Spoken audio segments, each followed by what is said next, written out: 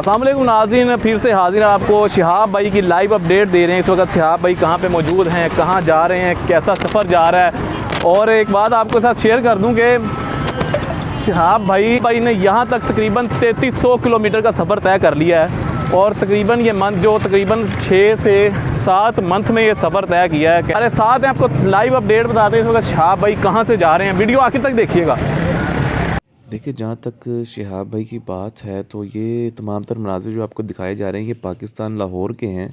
लेकिन शहाब भाई के हवाले से पाकिस्तान और इंडिया के दरमियान उनके बकौल शहाब भाई के बकौल एक एग्रीमेंट हुआ 48 घंटे का, और जो कि 3.5 माह के बाद हुआ। और वह एग्रीमेंट ये था कि 48 घंटे में आपने वाघा बॉर्डर से रवाना होना है और लाहौर एयरपोर्ट से आगे चले जाना है।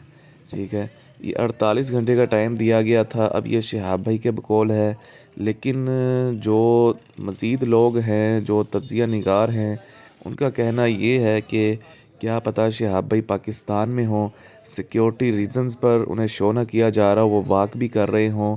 और लेकिन लोग जानते भी हैं, बहुत ज़्यादा लोग जानते भी हों कि शहाब भाई पाकिस्तान में हैं।